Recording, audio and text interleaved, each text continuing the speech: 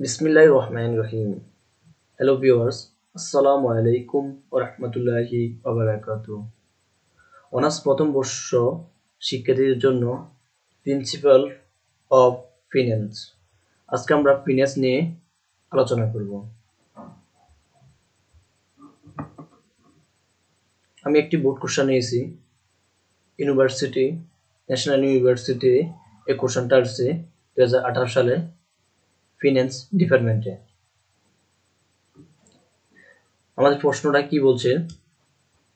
প্রথম বলছে ইআইআর নির্ণয় করার জন্য, যাকে বলা হয় এফেক্টিভ ইন্টারেস্ট রেট। আমাদের দুইটা কোশ্চেন দেওয়া আছে, এ আর বি। আমরা প্রথমে এ সলিউশন করি।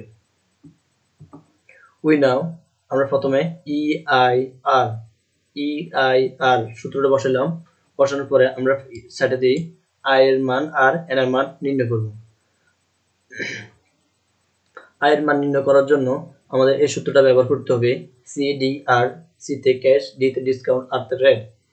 100 সিডিআর বসানোর পরে সিডিআর মানে কি? সিডিআর এর মান হলো 2%। দেখো, যেটা আমাকে ছাড় দেওয়া হবে ওই দামটা বসাতে হবে। প্রথমে কত পার্সেন্ট? 2% বসালাম। 2% বসানোর পরে 100 নিচে 100 রয়েছে, এরপরে সিডিআর মান বসাইলাম। আর মান বসানোর পরে উপরে 2 রয়েছে, নিচে 100 থেকে 2 বিয়োগ করলে 98। আমরা এরপরে 2 দ্বারা 98 ভাগ করলে 2 কে 98 দ্বারা ভাগ করলে আমরা পাই 0.0204। আমরা এটা আয়ের মান পাইছি, এই অংশটা আয়ের মান। তারপরে আমরা এন এর মান নির্ণয় করব। দেখো, এন এর মান লেখার জন্য প্রথমে এই সূত্রটা ব্যবহার করতে হবে। 360 দিন সি ফি ডি ফি মাইনাস ডিপি। 360 দিন বসাইলাম। তারপরে 30 আমরা যেটা মোট সময় দিয়েছিল এটা 30 দিন বসালাম। এরপরে 12 দিন, এই 12 দিন বসালাম। এই 12 বসালাম।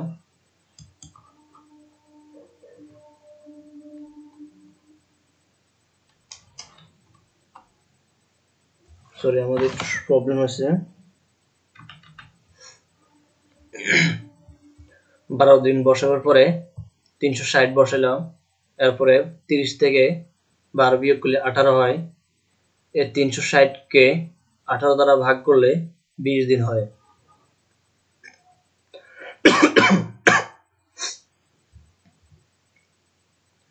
এরপরে ইআইআর বসালাম। ইআই এর সূত্রটা বসাইলাম।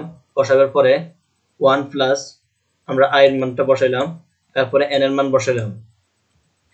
এর বাকি অংশ যেভাবে আছে এভাবে থাকবে।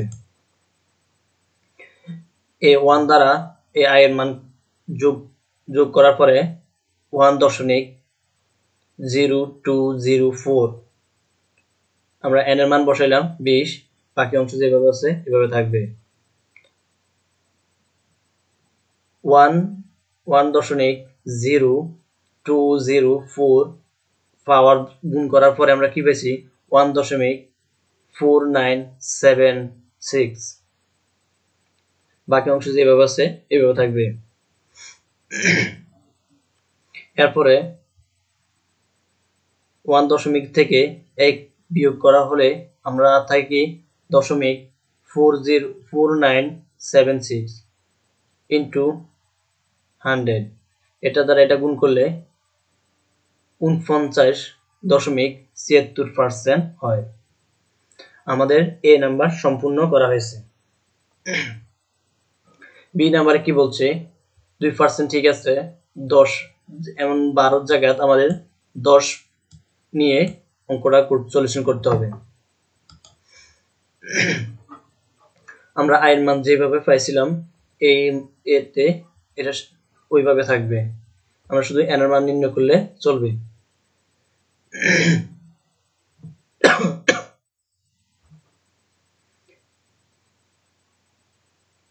তিনশো ষাট দিন বসালাম। সি ফি ক্যাশ পিরিয়ড 30 দিন ছিল আগেও, বর্তমান এনও আছে 30 দিন। ডিপি মানে কি? ডিসকাউন্ট পিরিয়ড, আগে ছিল 12%, বর্তমানে এখন 10 দিন, আগে ছিল 12 দিন, এখন 10 দিন। 10 দিন নিয়ে অঙ্কটা করতে হবে। এটা 30 থেকে 10 চলে গেলে আর থাকে 20। এই 360 কে 20 দ্বারা ভাগ করলে 18। আমরা প্রথমে সূত্রটা বসাইলাম, সূত্রটা বসানোর পরে আই এর মান বসাইলাম, এরপরে এন এর মান বসাইলাম। 1 দ্বারা আই যোগ করলে হয় 1.0204। পাওয়ার ঠিক থাকবে 18, বাকি অংশ ঠিক থাকবে। এটা তো গুণ যোগ করলে হয় 1.4384, বাকি অংশ ঠিক থাকবে। এই দেখো, এটা থেকে এটা 1 বিয়োগ করলে আর থাকে কি 0.04384 ইন্টু 100। এটা দ্বারা 100 দ্বারা গুণ করলে কি কত হয়? 43.84।